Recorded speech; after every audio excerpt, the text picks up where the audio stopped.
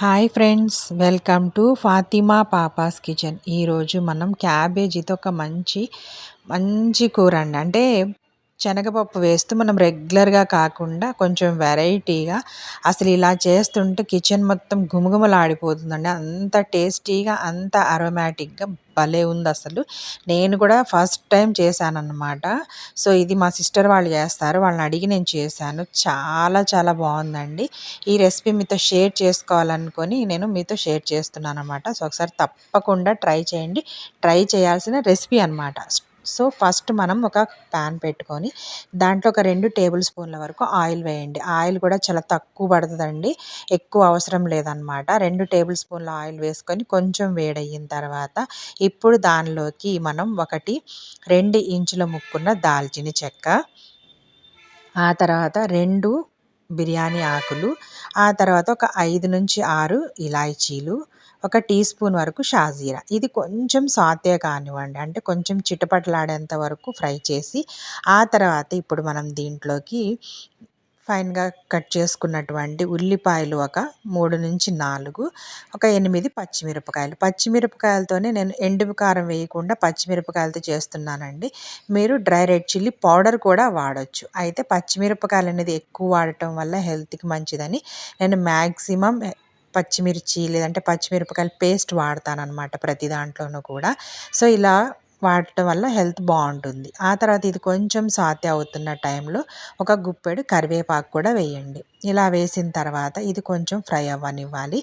Light pink colour కానీ కొంచెం reddish colour వచ్చేంత వరకు కొంచెం ఫ్రై చేసుకొని ఆ తర్వాత ఇక్కడ చూడండి, నేను ఒక 1/2 కిలో క్యాబేజ్ అనేది కట్ చేసుకున్నాను. ఫైన్గా చాప్ చేసి పెట్టుకోవాలి. అలాగే ఒక అరగంట గంట పాటు ఒక 50 గ్రాముల శనగపప్పు, పచ్చి శనగపప్పును నానబెట్టుకోవాలి. నానబెట్టుకొని శుభ్రంగా కడిగి నానబెట్టుకొని పక్కన పెట్టేసుకోవాలి. ఇప్పుడు చూడండి, ఉల్లిపాయలు అనేవి కొంచెం లైట్గా ఫ్రై అయ్యాయి. ఇప్పుడు ఇదే టైంలో మనం దీంట్లోకి కొంచెం అల్లం వెల్లుల్లి పేస్ట్ ఒక టీ స్పూన్ అండి, టీ స్పూన్, తర్వాత పసుపు ఒక 1/2 టీ స్పూన్, ఉప్పు రుచికి సరిపడా వేసేసి మనం మొత్తం, అంటే ఈ అల్లం వెల్లుల్లి పేస్ట్ ఉంది కదండి, ఈ అల్లం వెల్లుల్లి పేస్ట్ అనేది పచ్చి వాసన పోయేంత వరకు దీన్ని మనం బాగా ఫ్రై చేయాలి. అసలు ఇది కూర వండుతుంటేనే కిచెన్ మొత్తం భలే గుమగుమలాడిపోయిందండి. అసలు చాలా చాలా అది చాలా బాగుందన్నమాట. సో ఇది ఇంకొకటి ఏంటంటే ప్రోటీన్ ఫుడ్ కూడా, మనం పప్పు వేస్తున్నాం కాబట్టి. సో ఇలా కొంచెం ఎర్రగా అయిన తర్వాత ఇది మొత్తం తాలింపు అంతా ఎర్రగా అయిన తర్వాత ఇప్పుడు మనం దీంట్లోకి క్యాబేజ్ వేసుకోవాలి. ఇంకొక విషయం ఏంటంటేనండి, ఇది కొంచెం లో టు మీడియం ఫ్లేమ్లో అడ్జస్ట్ చేసుకుంటూ వండితే మాత్రం కూర అదిరిపోతుందన్నమాట. హై ఫ్లేమ్లో పెడితే మాకు అంత రుచిగా అనిపించదు. సో లో టు మీడియం ఫ్లేమ్లో అడ్జస్ట్ చేసుకుంటూ మనం దీన్ని ఉడికించుకోవాలి. సో చూడండి, ఇలా మొత్తం కింద ఏదైనా అంటుకుంటే అది మొత్తం మంచిగా స్మూత్గా చేసేసి, అవసరం అనుకోండి యాక్చువల్గా క్యాబేజ్లో కొన్ని నీళ్ళు అనేవి వస్తాయి, లేదనుకుంటే ఒక 1/2 గ్లాస్ నీళ్లు పోసేసి మనం లిడ్ పెట్టేసి లో ఫ్లేమ్లో వదిలేస్తే కొంచెం సేపు మగ్గనివ్వాలండి. ఆ తర్వాత దీంట్లోకి పచ్చి శనగపప్పు అనేది వేయాలి. సో చూడండి, ఇలా మొత్తం ఇది కొంచెం ఫ్రై అవ్వనివ్వాలి. కొంచెం ఫ్రై అయిన తర్వాత ఇప్పుడు మనం శనగపప్పుని నానబెట్టి ఉంచుకున్నాం కదండి, అది ఎంతవరకు నానాలంటే మనం కొంచెం ఇలా తుంపితే తునిగిపోవాలి, అంత బాగా నానాలన్నమాట. అలా నానితేనే మనం కుక్కర్లో వేయకపోయినా మనం ఇలా ఉడికించుకున్న చక్కగా ఉడికిపోతుంది.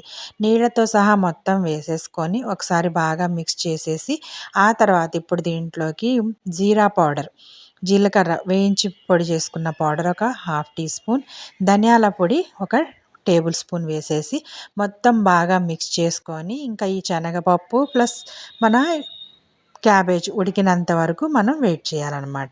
ఇప్పుడు దీన్ని కొంచెం మీడియం ఫ్లేమ్లో లో టు మీడియం ఫ్లేమ్లో అడ్జస్ట్ చేసుకుంటూ ఈ కూరని మనం ఉడికించుకున్నట్లయితే చాలా చాలా టేస్టీగా ఉంటుంది. సో చూడండి, ఇలా కొంచెం అవసరం అనుకుంటే ఇంకొన్ని నీళ్లు కూడా పోయండి. పోసేసి లిడ్ పెట్టేసి దీన్ని ఇప్పుడు శనగపప్పు క్యాబేజీ ఉడికినంత వరకు మనం వెయిట్ చేయాలి. సో చూడండి, ఇక్కడ మొత్తం మధ్య మధ్యలో నేను చెక్ చేశానండి. ఆ తర్వాత తిప్పుతూ చెక్ చేసుకుంటూ మా ఫ్లేమ్ని అడ్జస్ట్ చేసుకుంటూ వండుకున్నాను. ఆ తర్వాత చూడండి, ఇక్కడ లాస్ట్లో కొంచెం నీళ్ళు ఉన్నాయి. అది కూడా అంటే ఈ కన్సిస్టెన్సీ అనేది కొంచెం పలచగా ఉంటుందనుకుంటే చూడండి. ఇప్పుడు శనగపప్పుని టెస్ట్ చేయండి, అంటే మనకి సాలిడ్ పీసెస్ అనేవి ఉండాలి. అంటే సాలిడ్ మనకు పప్పు కనిపించాలి కానీ పప్పు ఉడికిపోవాలి. బాగా మెత్తగా అయిపోకూడదు. అలా మనం అలా చేసుకోవాలనమాట ఈ కూరని. అలా చేసుకున్న తర్వాత క్యాబేజ్ కూడా ఒకసారి ఉడికిందో లేదో చెక్ చేసుకొని మొత్తం ఇప్పుడు దగ్గరగా అయ్యేంత వరకు ఉడికించుకొని సర్వ్ చేసుకోవటమేనండి. చాలా చాలా బాగుంటుందన్నమాట. ఇది రైస్తో కూడా తినొచ్చు, చపాతీలతో తినొచ్చు. చపాతీతో అయితే అసలు అల్టిమేట్గా ఉందండి. చాలా చాలా టేస్టీగా ఉంది.